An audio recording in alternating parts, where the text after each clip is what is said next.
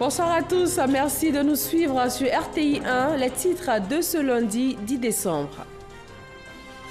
Réaménagement du gouvernement de Côte d'Ivoire. Sur proposition du Premier ministre, le chef de l'État a nommé Abdourahmane Cissé à la tête du ministère du pétrole, de l'énergie et des énergies renouvelables en remplacement de Thierry Tano. Le vice-président ivoirien a ouvert la deuxième édition du Forum sur les mines et le pétrole. À ce rendez-vous majeur du secteur minier d'Afrique et du monde, Daniel Kablon-Duncon a fait un plaidoyer pour une meilleure gouvernance des industries extractives.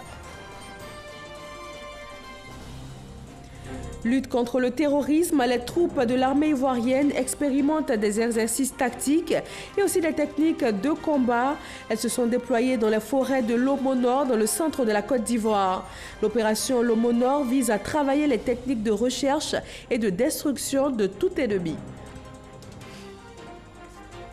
Ils ont officiellement reçu leur prix Nobel de la paix en ce jour. Le gynécologue congolais Denis Mukwege et l'activiste kurde Nadia Mourad ont saisi l'occasion pour dénoncer tous les deux l'indifférence de la communauté internationale et réclamer plus de justice dans le monde. Bienvenue à tous. Démarrons ces 30 minutes d'information par un communiqué de la présidence de la République. Le chef de l'État, son Excellence M. Alassane Ouattara, a procédé ce lundi 10 décembre 2018 à un réaménagement du gouvernement.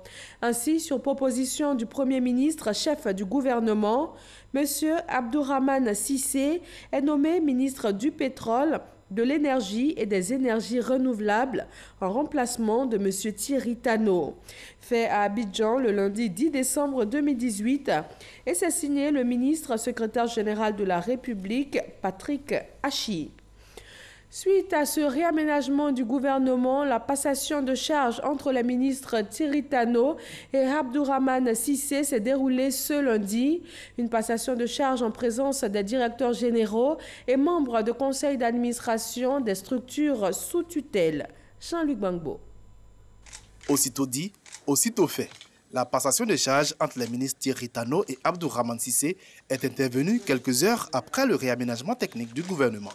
Thierry Tano, ministre du pétrole, de l'énergie et des énergies renouvelables depuis janvier 2017, dit quitter ce poste avec le sentiment de travail bien fait.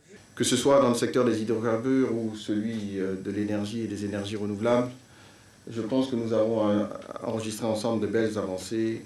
Il reste beaucoup de travail à accomplir et le président de la République et le Premier ministre en sont tout à fait conscients. Voilà pourquoi ils ont choisi l'excellence pour diriger le ministère.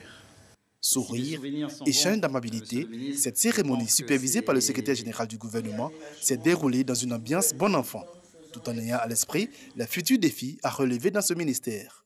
Il y a un programme phare qui a été lancé par le chef de l'État qui fait partie de son programme de campagne, qui est celui de l'électrification de l'ensemble des localités de plus de 500 habitants.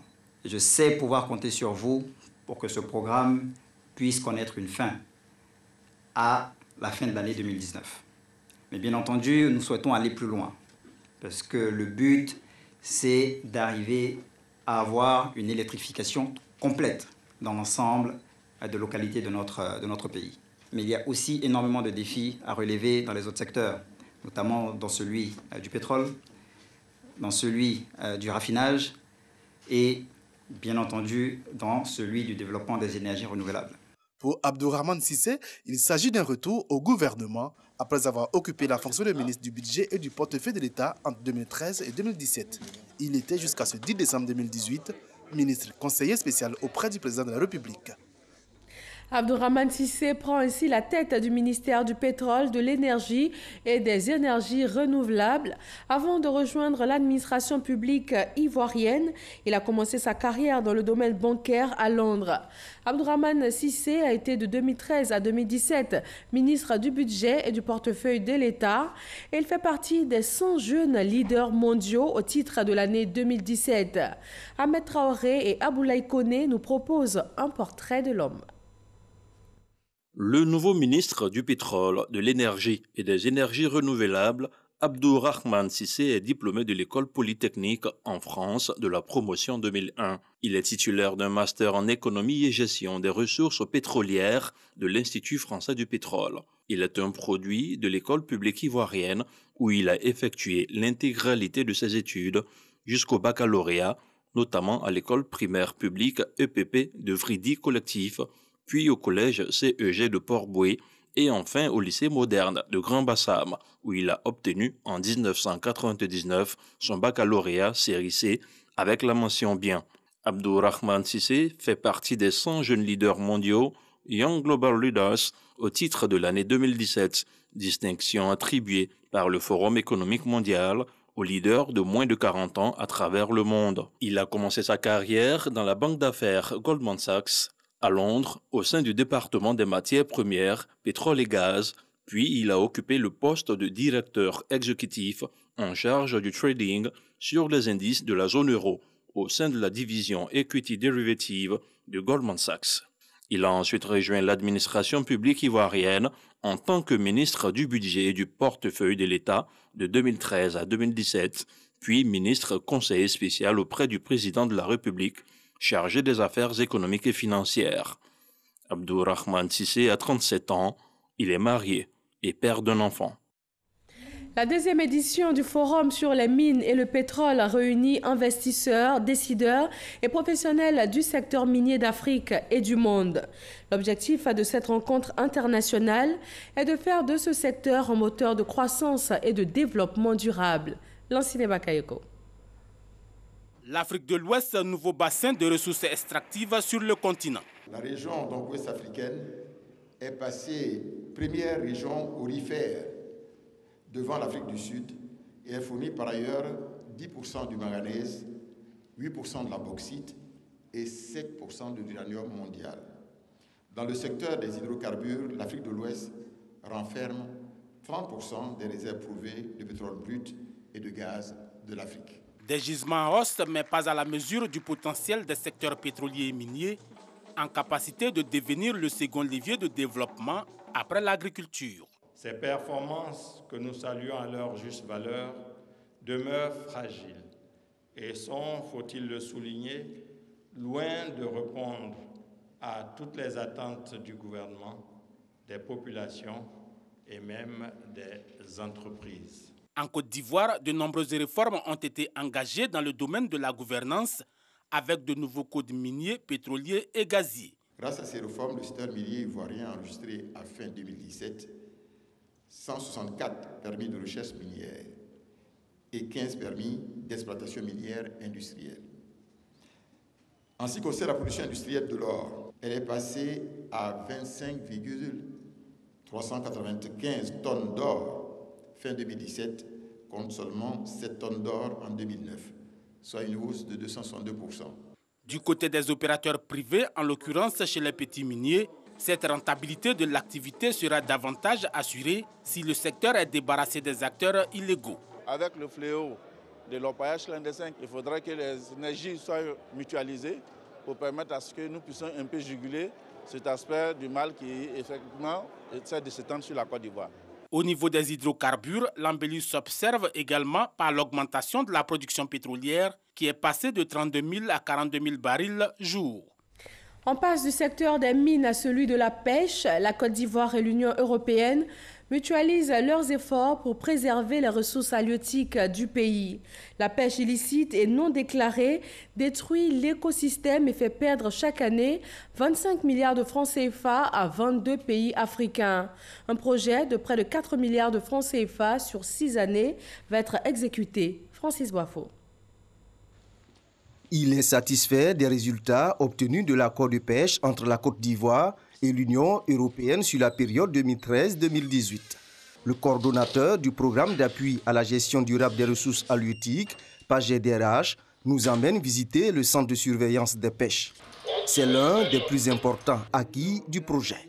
Des images nous sont envoyées par satellite qui transitent donc par cet appareil et qui sont répercutées sur toutes les installations que nous avons, ce qui permet d'avoir la position de tous les navires qui entrent dans notre zone économique exclusive ivoirienne.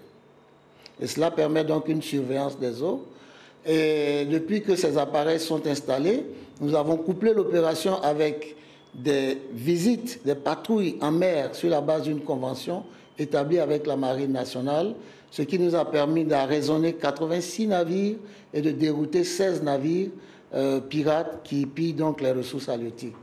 Afin de lutter contre la pêche illicite, non déclarée et non réglementée INN, renforcer la gouvernance dans le secteur maritime et de créer des emplois, un nouvel accord a été signé. Cela après plusieurs jours de négociations. Un accord de pêche durable qui permet, sur une durée de 6 ans, d'envisager une coopération avec la Côte d'Ivoire permettant à la fois l'accès des navires de l'Union à la zone de pêche ivoirienne pour la pêche au thon. On va également s'adresser au problème de l'aquaculture et du développement de l'économie bleue afin de voir comment la coopération peut contribuer plus en avant sur le renforcement de l'économie. L'Union européenne et Transy Amateur s'engagent à verser la somme de 900 millions d'euros par an sur 6 ans pour la réalisation des projets, soit une enveloppe d'environ 3 600 millions de francs CFA sur la période 2018-2024. L'appui de l'Union européenne s'inscrit dans la préservation des ressources halieutiques. Préservation des ressources halieutiques, préservation également de l'environnement. La 24e conférence des parties COP24 se tient en Pologne. L'occasion pour les participants de faire le point sur l'accord de Paris lors de la COP21. Grâce Kando. La 24e conférence des parties COP24 sur le climat réunit plus de 190 pays, dont la Côte d'Ivoire, pays ayant ratifié la Convention des Nations Unies sur les changements climatiques. L'enjeu principal de la COP24 est la mise en œuvre de l'accord de Paris, signé lors de la COP21 à Paris, qui vise entre autres à contenir le réchauffement climatique en dessous de la barre de 2 degrés Celsius. Sur le sujet, la Côte d'Ivoire a pris des engagements qui consistent à réduire de 28% les émissions de gaz à effet de serre d'ici à 2030. La Côte d'Ivoire a mené un certain nombre d'actions, à savoir la sensibilisation des populations sur les pratiques culturelles, la gestion des polluants, des pollutions et tout cela dans les industries, dans l'agriculture. On a parlé de l'agriculture zéro déforestation, on a parlé de l'économie circulaire. Et à cette COP24, nous aurons l'opportunité de présenter plus largement et en détail ces actions menées par la Côte d'Ivoire. Collectivités territoriales, structures étatiques, sociétés civiles et ONG, tous prennent l'engagement de lutter contre les effets néfastes des changements climatiques. Le ministère des Eaux et Forêts a pris des engagements d'amener le couvert forestier qui aujourd'hui tourne autour de 11% à 20%.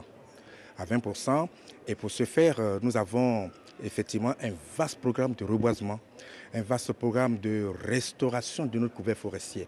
Nous travaillons avec les enfants de 5 à 17 ans et les universitaires. Ce que nous avons compris, c'est que rien ne peut se faire sans les enfants. C'est pourquoi nous avons axé nos activités sur les enfants. Si eux ils comprennent ce qui se passe aujourd'hui, ce sont les meilleurs décideurs pour l'avenir de la Côte d'Ivoire. L'une des attentes majeures de la Côte d'Ivoire à cette COP24 est la mobilisation des ressources financières, surtout l'accès aux fonds verts destinés à financer des projets, notamment dans les domaines de l'agriculture, de l'énergie et du transport. Les troupes de l'armée ivoirienne expérimentent des exercices tactiques et des techniques de combat. Elles se sont déployées dans les forêts de Lomo Nord, département de Toumoudi, c'est dans le centre de la Côte d'Ivoire. L'opération Lomo Nord a pour but de rechercher et détruire tout ennemi à Boussanago. Il est un peu plus de 5 heures du matin. Les hommes sont prêts. Ils sont sur le qui-vive, visage grave. Il leur a été signalé le jour d'avant la présence d'éléments du mouvement salafiste pour la propagation de l'islam progressant sur l'axe Lomo-Atieguakro et Lomo-Gourouminakro, après la prise du village de Lomo Nord. Maintenant, tu te fais à 200 mètres au-delà, tu te fais rejoindre par la couverture. De façon concrète, il s'agit pour le commandant d'unité élémentaire d'infanterie de mener des combats de jour comme de nuit dans le cadre d'un bataillon ayant reçu pour mission de rechercher et détruire un ennemi asymétrique.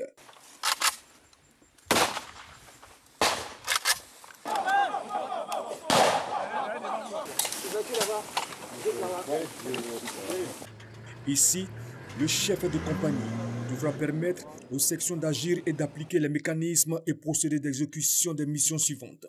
Éclairer, reconnaître, appuyer, fixer, couvrir, détruire et surveiller. Le deuxième et le troisième groupe à ma droite. On reste alliés. Alliez-vous sur moi ici. Alliez-vous sur moi. Réaction à une embuscade. Infiltration par section accolée. Réduction d'une résistance localisée. Relèvement par dépassement. Désamorçage d'un engin explosif improvisé. Le groupement tactique interarmé à dominance infanterie a fait montre d'une habileté dans l'utilisation des armes et du terrain afin de venir à bout d'un ennemi camouflé. Il fallait aborder tous les cas d'ordre programmés avec habileté, mais surtout précaution. Combat de localité, contre-terrorisme et libération d'otages, réalisé à la perfection par les éléments du 1er bataillon de commando et de parachutistes. Tir de précision sur blindé, montée d'une arme par les forces spéciales. Ce scénario qui frise la réalité de nos armées au sud du Sahara a été mis en œuvre par le Bureau opération de l'État-major général des armées. Ceci pour accoutumer les hommes aux incidents de type asymétrique. Le clou de l'exercice a été la démonstration par les forces françaises en Côte d'Ivoire de la réduction d'une résistance localisée par une section en assaut sous blindage de véhicules avant blindés. Cet exercice tactique vise à mettre en œuvre les techniques de combat d'infanterie en zone urbaine, de lutte contre rébellion, de sauvetage au combat et de gestion de foule ou encore à gagner en rusticité et en aisance de commandement sur un terrain difficile durant 2 jours sans discontinuer. Il a mobilisé 500 hommes, plus de 500 armes individuelles de poing, 22 véhicules légers tout-terrain et 4 blindés de forces spéciales. Aujourd'hui, 10 décembre, c'est la journée internationale des droits de l'homme et elle coïncide cette année avec le 70e anniversaire de la Déclaration universelle des droits de l'homme. La célébration officielle dans la commune de Yopougon avec Olivier Riebi et Aboulaye Koné. Elle aussi là, elle doit partir à l'école. Tous les êtres humains naissent libres et égaux en dignité et en droit selon la Déclaration universelle des droits de l'homme. Elle a aujourd'hui 70 ans. Pour commémorer cet anniversaire, les organisations des droits de l'homme de Côte d'Ivoire se sont donné rendez-vous à la place Pic-Gailleux de Yopougon. L'initiative, conduite par la Commission nationale des droits de l'homme, vise à promouvoir les droits fondamentaux de l'homme. En tant qu'institution en charge des questions des droits de l'homme, il était de notre devoir de rentrer dans les populations à l'effet de continuer la vulgarisation de ces textes, quoique vieux de 70 ans, reste d'actualité et enregistre l'essentiel des droits de l'homme. Cette décennie que l'ONU interpelle les États sur les questions du respect des droits de l'homme en Côte d'Ivoire, l'engagement du gouvernement sur le sujet lui vaut aujourd'hui une meilleure réputation. La situation des droits de l'homme aujourd'hui est bonne. On a une opposition démocratique, on a des élections qui sont organisées, l'éducation est même gratuite au niveau élémentaire et on a toutes les raisons de croire que nous sommes en bonne place. Mais nous reconnaissons que beaucoup reste à faire. Ce 70e anniversaire de la Déclaration universelle des droits de l'homme a été placé par l'ONU sous le thème « Œuvrons pour l'égalité, la justice et la dignité humaine », thème qui, selon le coordonnateur résident du système des Nations Unies en Côte d'Ivoire, oriente les activités prévues pour renforcer dans la conscience des populations la vision de la Déclaration universelle en faveur de la dignité, l'égalité et la justice universelle. C'est le 10 décembre 1948 à Paris, en France, que la Déclaration universelle des droits de l'homme a été adoptée par l'Assemblée générale des Nations unies par la résolution 217A. L'ex-première dame, Simone Eyivé Gbagbo, a pris part à la cérémonie. Dans l'ouest de la Côte d'Ivoire, un conflit intercommunautaire a fait il y a quelques jours 5 morts, des blessés et de nombreuses populations déplacées. Lors d'une mission de sensibilisation, le médiateur a lancé des appels à la cohésion et surtout au vivre ensemble. F. Boué. Le médiateur de la République, Adama Toukaran, en tournée de sensibilisation à Zonye, Danane et Diokwe. Pour rappel, Zonye et Danane ont été le théâtre d'affrontements intercommunautaires meurtriers le 21 novembre dernier. Pour ce qu'il en est de Diokwe, le lycée moderne a vu ses locaux vandalisés et son foyer incendié le 26 novembre passé. Face à ces situations qui ont occasionné une fracture du tissu social, l'institution de médiation est sur le terrain. Après des séances d'écoute des différentes couches des populations, des Zonye, Danane et Diokwe, le médiateur exhorte toutes les populations à la conciliation, à la cohésion sociale et au vivre ensemble. Aujourd'hui, au terme de ma visite à Zonye, à Danane et ici à Diokwe, je lance un appel fort à toutes les populations du Tonkwi, du Kavali et du Gomo de faire un effort, de ne jamais user de la violence pour régler les différends entre les communautés. Parce que la violence laisse toujours des traces indélébiles. Et c'est ce qu'on appelle le message que je lance à l'endroit de mes parents, de faire en sorte que plus jamais nous ayons à connaître les violences que nous avons connues les semaines passées. Pour consolider davantage les acquis et traiter la question de fond en comble afin de garantir durablement la paix dans ces localités, des comités locaux de veille seront mis en place sous l'autorité des préfets des régions. Le médiateur a offert des dons aux populations. Pour terminer sa mission, il s'est ensuite rendu au lycée moderne de Diokwe pour constater de visu l'ampleur des dégâts. S'adressant aux élèves, il leur a demandé de se concentrer sur leurs études et de tourner résolument dos à la violence. Enfin, il a offert 5 ordinateurs de bureau au lycée moderne de Diokwe.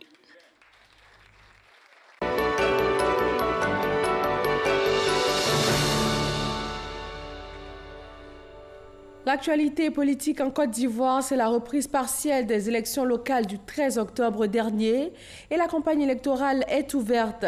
Dans le Lodibois, 2 candidats investissent le terrain, un indépendant et un candidat PDCI, Herman Guivet. Zéouri Bertin, candidat indépendant de retour de campagne. À son quartier général, la ferveur monte d'un cran. Sa vision, travailler pour l'émergence du Lodibois. Nous voulons appeler toutes les populations à adhérer à notre projet pour améliorer l'école, pour améliorer l'hôpital, pour améliorer la vie de la jeunesse, pour donner des emplois aux populations, aux femmes, aux hommes, pour rétablir l'autorité des chefs, de telle sorte que la cohésion locale soit une réalité. Nous allons mettre en œuvre ce projet pour que l'émergence de la Côte d'Ivoire profite aussi au Lodibois, mais dans la vérité et dans la dignité. Son leitmotiv, une action sociale forte et de nouvelles perspectives de développement pour le Lodibois. Babli Dominique, candidat PDCI RDA pour la régionale dans le Lodibois, à la rencontre des populations de Iré. Avec lui, le secrétaire exécutif du parti, Maurice Kakou-Gikawe. Le mot d'ordre, voter pour la liste PDCI RDA. Tous les Ivoiriens savent ce que peut faire le PDCI.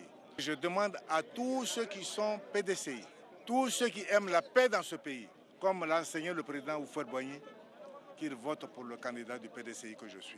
Qu'il soit de Guitry, de Iré, de Zikiso, de Lakota, de Divo, de tous les cantons. Et tous ceux qui aiment le PDCI, je leur demande qu'ils votent pour moi.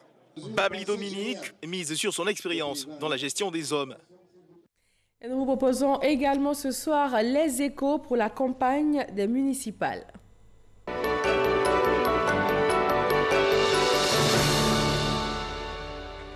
À Rubino, dans l'Agnébi-Tiassa, 3 candidats, un candidat indépendant, une liste PDCI et la seule femme qui conduit la liste RHDP, Chekone. Ngbeso Boni Marcel, alias Bulldozer, est le seul candidat indépendant de cette élection à Rubino. Ce jeune instituteur volontaire de 38 ans veut bouleverser l'ordre des choses. La question de l'emploi jeune est l'une de ses priorités. La jeunesse de Rubino est très pauvre. Je suis candidat pour aider cette jeunesse-là. Je suis venu pour redynamiser cette jeunesse-là. Et la population de Rubino souffre. On a voté des cadres. On a voté tout le monde. Mais Rubino est égal à toujours à Rubino. Je suis venu pour changer Rubino. C'est à quoi de Rubino que je suis candidat. Mon appui politique va aider Rubino. C'est dans son village à Kamabrou, à 5 km de Rubino, que le maire sortant Dessi Hubert, tête de la liste PDCI RDA, peaufine sa stratégie pour repartir à la conquête des électeurs. Nous sommes confiants, nos électeurs sont pressés d'aller aux élections le 16 parce que nous sommes sûrs de remporter ces élections. Nous avons présenté notre programme de société, nous avons dit à la population ce que nous voulons faire pour permettre à cette collectivité de bénéficier du maximum de financement pour aider un tant soit peu la population à élever le niveau de vie. Kwasi Marie-Virginie a quant à elle décidé de recevoir à son domicile tous les délégués de son staff de campagne. Objectif, remobiliser tous les électeurs, même les plus hésitants. Pour la candidate RHDP, l'amélioration de la vie des populations de Rubino reste son principal challenge.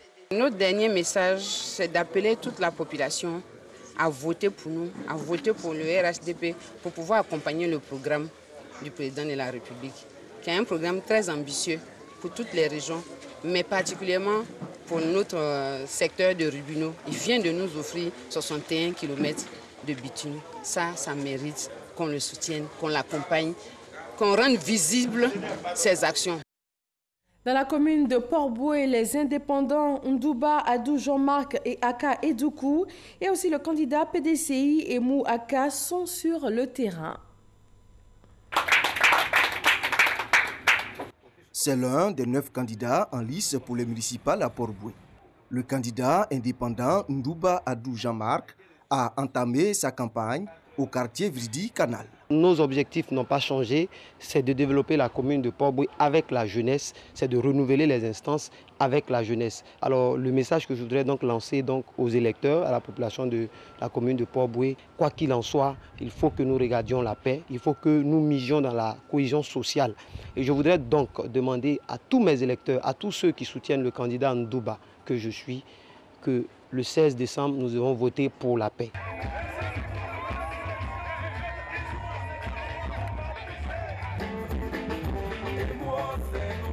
Au stade de Gonzagueville, le candidat du PDCI RDA animait un meeting de remobilisation des militants et sympathisants. Nous sommes suffisamment imprégnés des problèmes de Port-Boué, donc nous avons fait un plan stratégique de développement sur mesure pour nos concitoyens. Et nous pensons que ce plan-là, si nous le montons en exécution, c'est sûr que ça sortira Port-Boué de sa léthargie, très certainement. Nous espérons que ça se fera dans de très bonnes conditions, avec une élection très apaisée. La population doit rester mobilisée.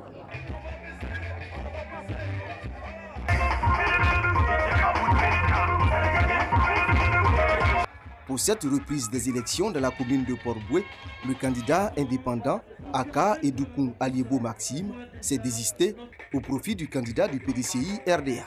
En tant qu'enfant de Port-Boué, nous avons estimé que pour ce second tour, il fallait mettre ensemble nos énergies, mettre ensemble nos forces, parce qu'il s'agit de notre village. Notre village, c'est la commune de Port-Boué. Donc j'ai décidé de demander à tous ceux qui ont porté leur voix sur la liste indépendante que je conduisais, de voter Dr Emou Sylvestre.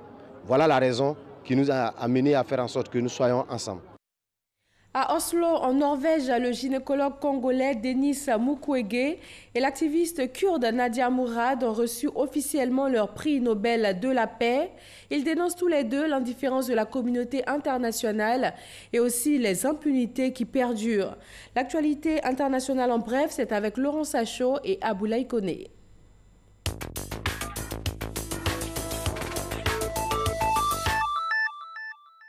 Le docteur Denis Mukwege et l'activiste kurde Nadia Mourad reçoivent officiellement ce lundi le prix Nobel de la paix. Ces deux lauréats ont chacun, à leur manière, contribué à donner une plus grande visibilité aux violences sexuelles commises en temps de guerre. Surnommé l'homme qui répare les femmes, Denis Mukwege a traité plus de 50 000 femmes, enfants et même des nourrissons, des victimes au corps meurtri depuis 2 décennies en République démocratique du Congo. Quant à Nadia Mourad, ex-esclave des djihadistes, elle est devenue ambassadrice de l'ONU pour la dignité des victimes du trafic d'êtres humains. Pour les deux lauréats, ce prix Nobel n'est que la suite d'un combat. Le Conseil de l'Union européenne décide de prolonger pour 1 an les sanctions à l'encontre de la République démocratique du Congo. Il s'agit du gel des avoirs et une interdiction de visa. 14 personnes sont concernées, dont le candidat à l'élection présidentielle, Emmanuel Ramazani Shadari. Ces sanctions avaient été adoptées le 12 décembre 2016 et le 29 mai 2017 pour des entraves au processus électoral et des violations des droits de l'homme. L'affaire Carlos Ghosn connaît ce lundi un nouveau rebondissement. La justice japonaise a inculpé l'ex-PDG de l'alliance automobile Renault-Nissan-Mitsubishi Motors pour dissimulation de revenus d'environ 24 milliards de francs CFA perçus chez Nissan entre 2015 et 2018. Son inculpation intervient 3 semaines après son arrestation, le 19 novembre dernier. Une énième malversation que dément l'accusé. L'ancien patron de Nissan risque jusqu'à 10 ans de prison, assorti d'une amende.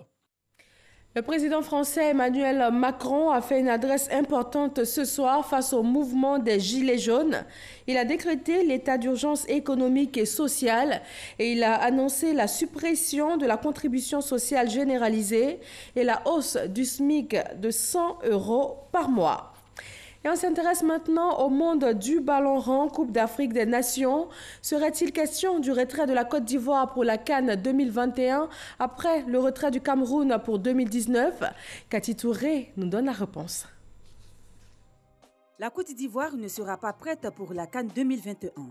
Déclaration faite par le président de la CAF, Ahmad Ahmad, sur plusieurs médias au sortir de la 2e Assemblée générale extraordinaire de l'institution tenue le 30 novembre au Ghana. Des propos qui ne font pas l'unanimité au sein du comité exécutif à entendre Moussa Biliti du Libéria. I can say this as an executive committee member and also member of the emergency committee. Je peux dire, en tant que membre du comité exécutif et aussi du comité d'urgence, la CAF doit faire attention à cette déclaration pour éviter de se créer des problèmes. Nous avons traité seulement le cas du Cameroun. Pour la Côte d'Ivoire, nous avons décidé d'envoyer une équipe technique pour contrôler si les préparatifs avancent. C'est seulement lorsque le rapport sera en notre possession que nous serons à mesure de prendre une décision pour 2021 et 2023.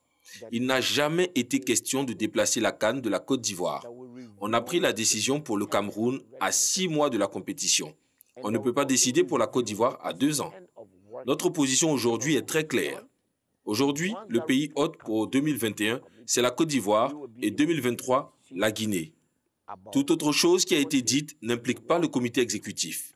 Concernant la Guinée, je ne peux pas en parler parce que moi, je ne parle pas français, donc je ne sais pas ce que le président et le vice-président ont déclaré. Mais je sais que le comité n'a jamais décidé d'arracher la CAN à la Côte d'Ivoire. En attendant une éventuelle notification officielle, la CAN 2021 appartient toujours à la Côte d'Ivoire. Et tout juste après ce 20h, le premier numéro de votre nouvelle émission, La Côte d'Ivoire en marche. Un programme qui rend visibles les chantiers de l'État. Ce premier numéro porte sur les actions sociales du ministère de la Solidarité, de la Cohésion sociale et de la lutte contre la pauvreté, appuyé par celui de l'emploi et de la protection sociale. La Côte d'Ivoire en marche vous sera proposée tout à l'heure par Delphine Bla. Et voilà qui met fin à ce journal. Merci à tous de l'avoir suivi. Très bonne fin de soirée et à demain, 20h.